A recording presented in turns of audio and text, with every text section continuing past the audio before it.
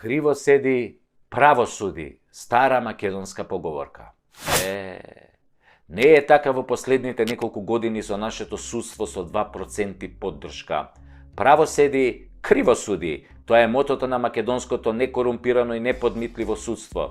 Се испраиле судии ко пушки, око не им трепнува, ама затоа судскиве одлуки искривоколчени, погазени, без потпора во законите, произволни како расказ на писател со 4-то оделение, подмачкани квалитетно. Што би рекол нашиот народ, од авион се гледа дека сте корумпирани, но судиите не се даваат. Здружени, сплотени ко еден, со честни исклучоци кои се бројат на прсти на една рака, тие упорно носат судски одлуки од кои ни се крева косата на главата, а вербата во правдата ни паѓа како една работа на 80 годишен старец. Нема правда, викаше цртаниот лик Калимеро, вечно неправдан, кој во овој момент може да биде комотно ставен на таблата на секој суд во Македонија, почнувајќи од основен, завршувајќи со уставен. Вакво избегнување на правдата има ретко во која земја и затоа оценката за целиот судски систем, односно судската власт, многу брзо се движи кон нула, кон едно големо ништо, што значи шансите да добиете правда во македонските судови се рамни скоро на нула. Имате повеќе шанси да добиете на лото, мислам на европското лото, затоа што нашето паѓа само за време на избори. Калимеро е веќе целиот народ во оваа држава, а правдата во стилот на дивиот запад е за гарантирана вредност само за силните и богатите риби, криминалците со силна политичка поддршка. И тоа си поминува како да е најнормално, заборавајќи го најважниот факт во оваа огромна корупција дека невините луѓе и компании го извлекуваат по дебелиот крај под налетот на криминалците и судската поддршка. Прашав еднаш еден експерт за право како можам јас како лаик да објаснам во лавиринтите на судството и законите и подзаконските акти што е тоа правда, а што е ескивирање на правдата под ореолот, нели, на корумпираното или коруптивно судство. Тој вака ми рече: најлесниот начин е здравата човечка логика. Ако некоја судска одлука нема логика, тогаш има корупција и неправда. Да ти објаснам пластично, ми рече. Во Македонија е забранета трговија со петарди и запаливи средства.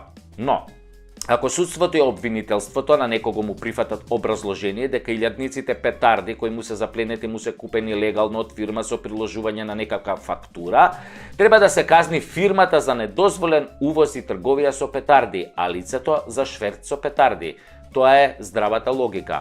Ако судот го ослободи, значи дека е корумпиран. Се е кажано со овој беззначаен пример. Да не зборуваме за судските одлуки за болницата во Тетово, за автобусот и осудениот шофер, за ослободувањето на десетици политичари фатени во криминал и корупција.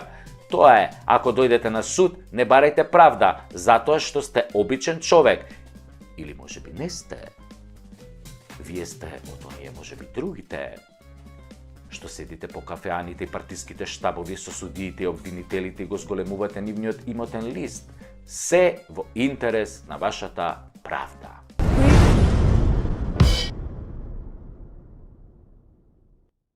Да се разбереме. Нашата полиција не е корумпирана. Јок. Тоа се само урбани легенди и чаршиски муабети за полицајци на кои им ставаш 50 евра во сообраќајната дозвола за да не ти пишат казна за поминување на црвено светло или на дупла линија, или тоа што на партизанска возиш 160 на сат за да го пробаш новиот мотор на едно тркало. Не е точно. Па секој ден во полицискиот билтен има барем 200 возачи кои што се казнети. Како може корумпирана полиција да казнува? Ви се Тоа се приказни за да се дискриминираат полицајците и нивната професија. Земале едни другари ми раскажуваат таква измислена приказна како демек испиле по 2-3 раки и неколку пива и неколку гајби пиво, не се сеќам баш, и полицијата ги соперла, им дала да дуваат во балончи, нормално балончето покажало дека се чори пијани земја. И полицајецот ги прашал каде се здрвиле толку, тие му рекле: бате, не испивме многу ниеве.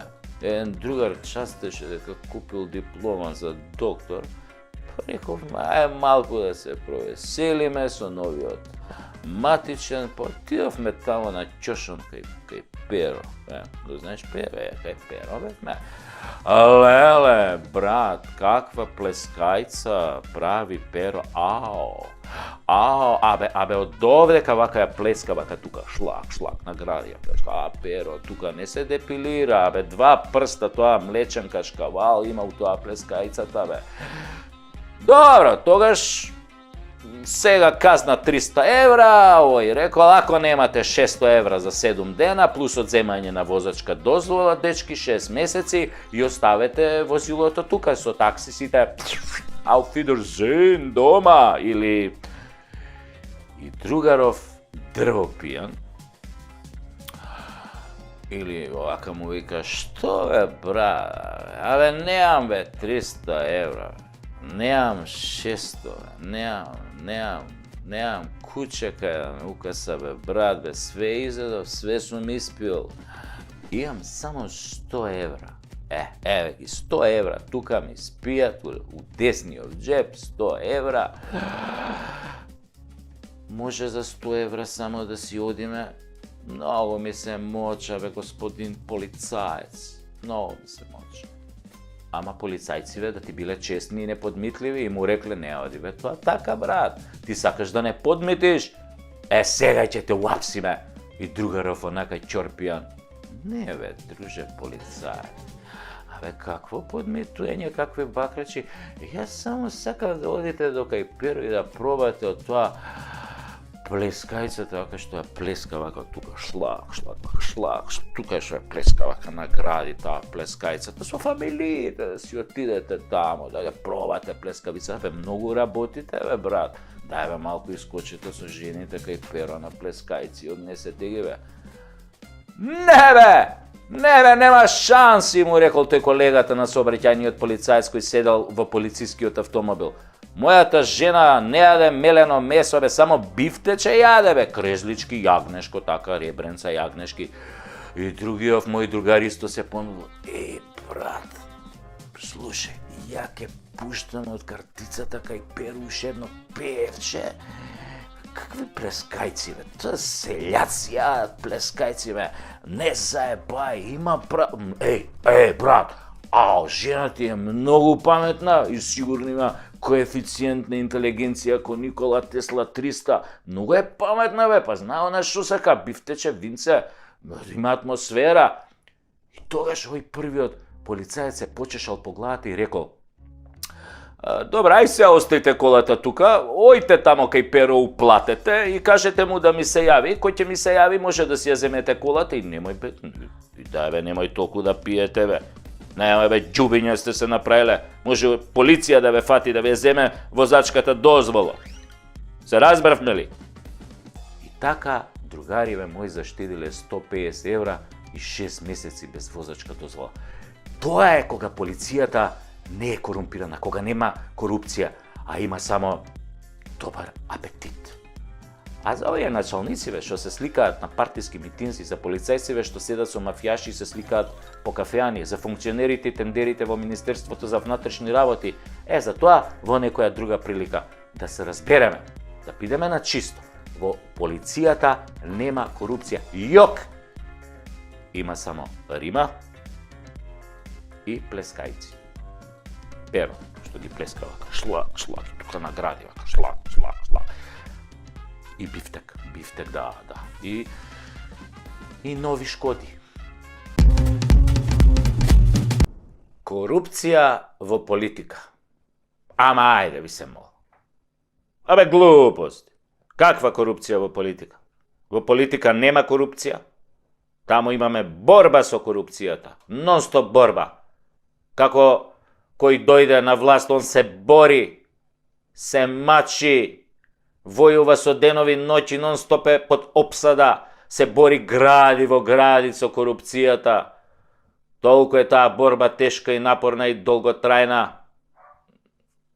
Задникот им знае. Што на секој политичар не му е доволен еден мандат за таа борба. Бара уште еден мандат. И уште еден, за да може да се избори со корупцијата. И кај што е тешка борбата, таа е фрустрирачка и напорна, на секој политичар му создава здравствени проблеми, стрес. Например, Доаѓа тој млад, слаб, но здрав и неискусен и по неколку години жестока борба во политиката со корупцијата, секојдневно полна со нервози, неуспешни битки, еден напред, три назад, од фрустрацијата почнува прекумерно да јаде. Од нервоза јаде. Јаде, не може да застане. Обично политичарот, разочаран од неуспешната борба со корупцијата, јаде во собраниското бифе. И тоа строго бифтек, заради тоа што протеините те прават посилен во борбата, да може да ја победи корупцијата. И така, стресен, уморен, фрустриран од борбата со корупцијата, политичарот малку така ќе качи некое килце, после 10 кила, па 20 кила, па тогаш мора да купи нови одела, нови кошули, бидејќи не може да се бори против корупцијата во делот Битпазар, со кој дошол во парламентот и со чели кинески некој тамо. Не бе, таа борба бара квалитетни материјали кои не се кинат така лесно, која ќе се зграпчиш за шија со противникот. Затоа материјалите мора да бидат квалитетни, оделата строго Hugo Boss или Бицијани, а чевлите од 700 евра, под 700 евра не се признава чевла, затоа што, како вика народната поговорка, со гол газ не се оди на свадба, ниту се фаќа риба. Сака да каже дека без подарок не се оди на свадба. Се мисли всушност на подарок во плико, пари во плико, евра во плико, може и долари во плико, може и албански леки, само ако пликото е, например, женска ташна, така наречена плико, за да бидат во доволен број. Така и добрата битка со корупцијата на политичарите е всушност борбата со пликото, да не влезе во нивниот скинат джеп од некое демоде од дело или од пазарче шо е, туку да склизне меко во листерот на новата воена Бицијани опрема. Леле да знаете како се бори против корупцијата кога имаш Бицијани од делове. Па кој ќе им мавнеш една, па она кој ќе те залепи со една, две, три, 5.000 по фаца. Па tu треба да се издржи бе. 5.000 евра, например, у фаца се јак удар на корупцијата. 50.000 веќе те нокаутираат, не знаеш кај си. Прашуваш кој го исклучи светлото? Кој го исклучи? И на смењете тера со 50.000 евра кој ќе те мавне корупцијата. Кој го исклучи светлото? И машната мора да биде црвена, затоа што на тегето дело и бела кошула оди црвена машна, која ги символизира жртвите кои секој политичар ги дава во борбата со корупцијата. Неговите долгогодишни жртви да ја искорени корупцијата, да нема корупција кај неговите колеги, така и тој ќе се избори за да се одвикне полека за време на 3-4 мандата.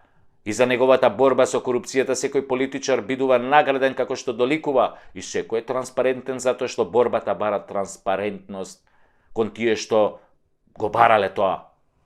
Така, неговата награда се гледа во зголемувањето на неговиот имот на имотната листа во антикорупцијска. Што повеќе политичарот се бори против корупцијата, тоа повеќе му расте списокот на станови, возила и пари со кои е награден за својата борба. Така е барем во нашата земја. Ама во Шведска е обратно да ти било. Ама па, шо разбираат бе тие швеѓаните од политичка борба со корупцијата? Имаат тие други проблеми. Немаат корупција, затоа не знаат. Ај сега нек се борат бе ако можат,